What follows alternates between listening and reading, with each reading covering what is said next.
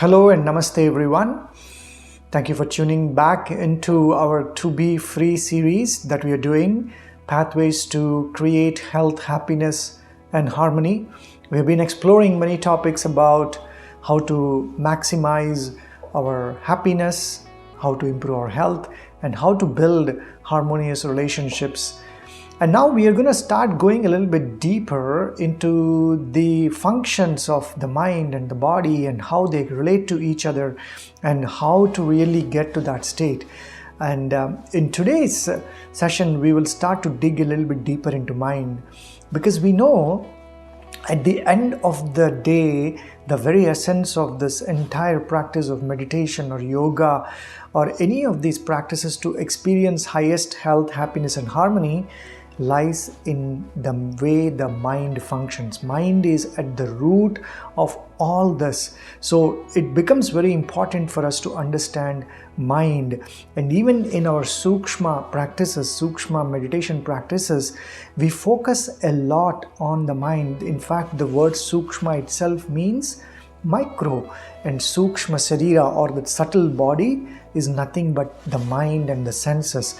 So we will dissect the mind and its variations, its types, its states, to really understand so that we can become very aware of these things. See, this whole process is very scientific.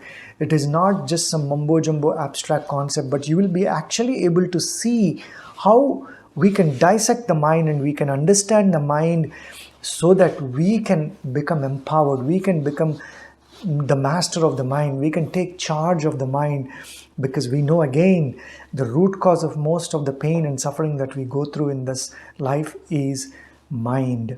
So now we also know that the very essence of yoga is described in this one line by sage Patanjali called Yogas Chitta Vritti Nirodha, which means yoga is the culmination of mind or destruction of mind.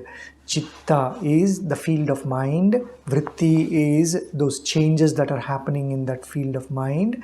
Nirodha means stopping. So stopping those fluctuations in the mind or bringing that mind to that complete restful state is yoga. Yes, we practice postures, we practice breathing, and ultimately meditation. These are different steps, but the ultimate goal needs to be to destroy that mind, to stop that mind. Now, we all know practically how difficult it is to stop the mind. We know that, in fact, ancient wisdom says that you can control the wind, the air, the fire, the water, or the earth, but to control the mind is the most difficult thing. And in the modern world that we live in today, we know how difficult it is, because so much information bombarding us, so much distraction in form of devices and technology and social media. Our lives are constantly bombarded with this information and emotions, and we process that even in our sleeps. Even we do not get proper sleep. A lot of people suffer from insomnia these days because your mind is so hyperactive. And here in yogic wisdom, they are saying, let's completely stop the mind. So how do you literally stop this mind going at a speed faster than the fastest jet that is possible? You know that, right? Mind is the fastest thing in this world. It can be here now in this moment and in another place in the next moment. Your jet cannot do that. You can be here now, you can be in another continent in the next moment. That is the power of mind. So how do you bring that mind to a screeching halt? It's almost like you need to apply this powerful brakes to stop that mind. Now, can we really do that? Can we apply those brakes? And we know applying brakes like that is actually not good, because imagine you're driving on a highway at a very high speed and then you're trying to apply the brake. You could damage your car, you could damage your body, your backbone, your neck, right? And you could damage the vehicles in front and back. So trying to apply that screeching brakes and try to force your mind into complete halt is not a good thing to do, because it can cause damage. So there are certain simple prescriptions that yogic wisdom has given to bring that mind to that restfulness state, to that calm state. Now, for that, we need to understand different states of mind. So, ancient wisdom has actually classified these different states as 5 states of mind. And now, the first state, which of course we all know, is the very active state of mind, which is running here, there, and everywhere, restless, trying to figure things out, trying to do this thing, trying to be here, trying to be there, trying to be in the past, trying to be in the future, trying to be in the present, which is not unfortunately possible for many in this world today. And now this mind is called Kshipta. The state in Sanskrit language is called Kshipta mind, which means it's restless. Now we can, of course, call this mind a monkey mind. We all know what is a monkey mind. It's not stable, it's not rested, it's constantly wandering here and there. In fact, the root cause of suffering and unhappiness in life is this wandering, restless mind. In fact, Harvard psychologist Matt Killingsworth, I think, if I remember his name properly, they have done a very interesting study to understand the nature of the mind. And in that study, they have found that wandering mind is a root cause of unhappiness. And no wonder ancient wisdom has always been saying this. The whole practice of mindfulness and meditation is all about bringing that mind to that restful, still state. So, modern science, of course, is now validating that and saying that yes, a wandering mind is an unhappy mind. So, that first state of mind is the wandering mind, which we constantly are stuck in. And this is the reason where we go into this happiness and unhappiness, happiness and sadness, pain and pleasure. We just jump between these states of emotions in this state of mind. Obviously, no one wants to be in this state, because you go through this roller coaster ride of different types of emotions. So we need to shift from monkey mind. Now the other state of mind, which we also go through sometimes in our life, is called mudha in Sanskrit, which means dull. It's a very dull, lethargic mind. It doesn't want to do anything. It just wants to just be dull. So we go through those phases in life, and some people are really stuck in that, like very depressed in that state of mind, no activity, completely detached. I mean, not detached in the real sense, but not being wanting to do anything. Now this mind is also called a donkey mind. You know how a donkey looks like, dull and lethargic. You really have to push the donkey to do something. You really have to stimulate that donkey to do something.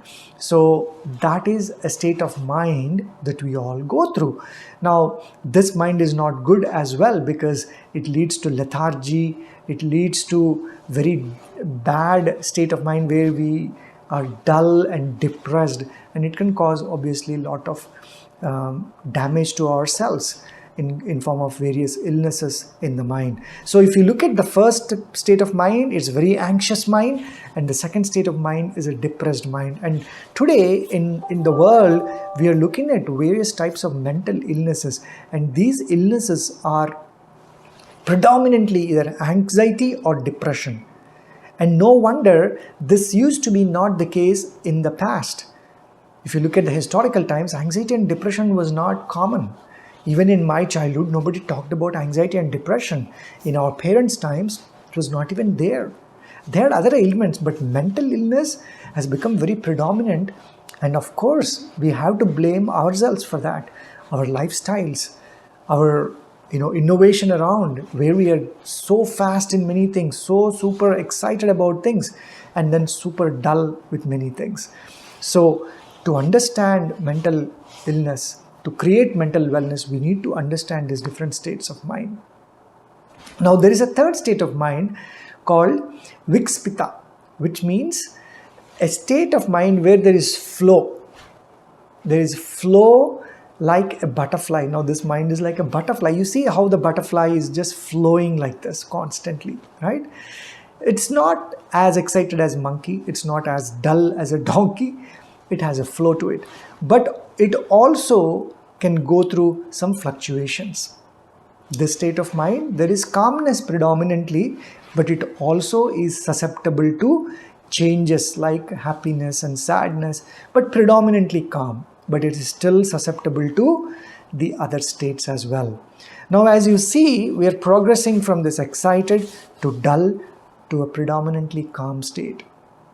In fact, ancient wisdom also has 3 qualities of personalities that it has described, called sattva, rajas and tamas. 3 gunas, they are called 3 qualities or characteristics. Now, sattva is more of a calm mind, which is the third state of mind we talked about, the butterfly mind. The rajas is a very active, hyperactive state of mind, full of action. And now that is the first state of mind that we talked about, which is the monkey mind. And then comes the tamas guna, the tamas quality, which is dull and lethargic, which is the donkey mind. So you see how these qualities that have been described in ancient wisdom are related to different states of mind. Now we have done these 3 states. Now come to the 4th state, which is called ekagrita, which means concentrated mind. Now this is where the training of the mind comes into the picture. This is where that one-pointed mind is very important for practicing and experiencing that ultimate happiness, to experience that ultimate calmness, to get to that restful, calm state where we can stop the mind. This is the first step. The first step is to create that one-pointedness. Sunita Amma always talks about this one-pointedness in our Sukshma meditation practice. That one-pointedness is the first step. In fact, in the 8 steps of yoga, dharana is that concentration. That step of dharana is where you're trying to make your mind one-pointed. Now in this world where they are so distracted with so many things, we know how difficult it is to create that one-pointedness. To stay at a one point for a long period of time is not easy for mind. And many people who practice meditation and mindfulness, they talk to us and say, we tried meditation, we tried mindfulness, but it doesn't work. We give up in the first day or second day because the mind is constantly going everywhere. We talked about it, right? It is so fast. Even the air can take a little time to go from here and there, but the mind in a flip of a moment will move from this place to another place, from this thought to another thought, from this emotion to another emotion. So how to bring that one-pointedness? That is what is the foundation of our Sukshma practice. And when a master like Sunita Amma, who teaches this meditation, I see her and I am just wowed every single time because of her one-pointedness. That one-pointedness is so deep that she gets completely engrossed in whatever she is doing. So deeply into it, like she doesn't even know what is happening around. And many times she just gets shaken from what she is doing. Because that's the power of concentration, one-pointedness. And that one-pointedness, again, is so important to be kept in a positive state. Some people may have that one-pointedness, but you put it in a negative awareness, it is of no use. What happens with ancient sages like Sunita Amma is, their one-pointedness and concentration is so deep and powerful, it is only on that pure positive awareness 24/7. 24/7. There is no impurity in that mind. It is just one-pointed concentration. That is ekagrita. So that is the 4th state of mind. And now final state is what is called niruddha in Sanskrit. Niruddha means stop. The mind is completely rested now. Now I'll ask you, the listeners, have you ever experienced that niruddha state? Ancient wisdom, yogic wisdom says, yogas chitta vritti nirodha, that nirodha. I have not experienced before I have come to ancient sage Sunita Amma. But in that first meditation, second meditation that I have done 16 years back almost now with ancient sage Sunita Amma, I saw my mind coming to that complete rest. That mind is as if some chains have been tied to it and it's just arrested. And that is the speciality of Sukshma meditation. That is the power of ancient sage Sunita Amma. Yes, many people say, you know what, let's focus on the technique. Yes, techniques are amazing, my dear friends. Even I've been practicing for 16 years. But yet, every single time I practice with ancient Sage Sunita Amma. When I say with, she's not meditating, she's not doing some kind of magic or anything else. In fact, thanks to COVID, before we all used to go to Sunita Amma for practicing in her presence, in her yoga place to meditate. But with COVID, the session has been done on the phone, not even video, not even Zoom, my dear friends. On the phone, she will be there for 5 minutes on the phone. And this happens not just with me, with every single person who has done sessions on phone with her in the last 2 years during the COVID, have still experienced this state. Now, this is what wows me every single time about the power of this ancient sage. She's there on the phone. She's like just giving a little bit of guidance and say, lie down, just focus on your breath. Simple instructions that anybody can find on mindfulness. But after that 5 minutes, she hangs up the phone, and then you are in that state of restfulness, and the mind comes to that complete stillness. Complete stillness. You lose yourself. You don't know your body, your mind, and then you are out of that after 30 minutes or 40 minutes. Then you are in that state of bliss. Your mind is not wandering anywhere. Your mind is one-pointed. It is just enjoying that state of bliss. That state of bliss arises when the mind comes to that complete stillness, my dear friends. This is what has kept me going for the last 16 years. People ask me, how can you continue with one teacher? A lot of people keep hopping from teacher to teacher, from one practice to the other, from one technique to the other. There is no technique. Ancient wisdom, ancient sages, yes, they have given out some techniques, but prior to that, they were embodiment of that purity, embodiment of that pure energy and vibration, because they have done that sadhana, that practice from the birth. They're born with that, in fact. In fact, we talk about incarnations of ancient sages who have come into this world.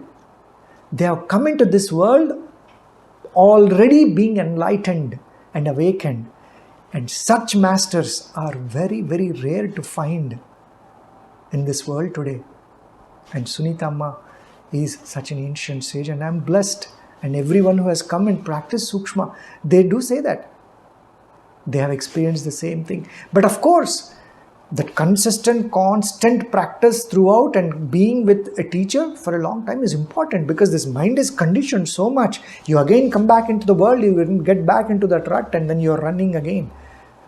So again, coming to the master so that you can go back and experience these states. I have been able to separate these 5 states throughout my journey, and I've realized that Niruddha state is where that bliss is, where that nectarine bliss is. So, I hope you understood the 5 states of mind, which is very, very important for any practitioner of meditation or anyone who is seeking to practice meditation. Understand these 5 states, see where you are in every single day in those 5 states, and try for that final state of Niruddha. That state where your mind is completely blank. It is in this complete present moment.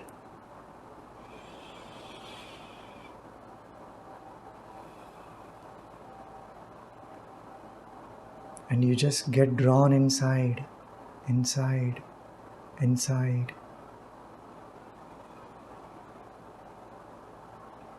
All that remains is just that breath and that smile.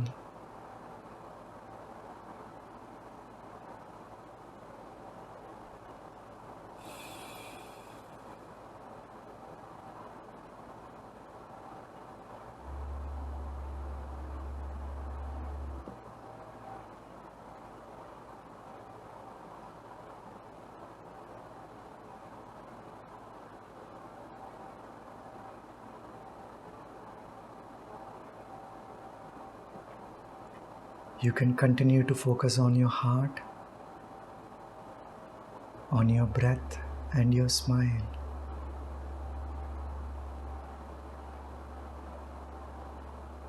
and be there.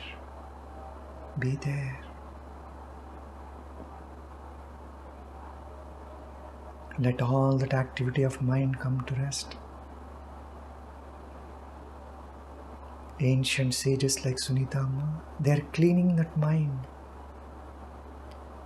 removing those impurities which are causing that excitement and depression, anxiety and depression. And once you experience your true state, that's it. You realized your true self, your being, your presence, your precious presence.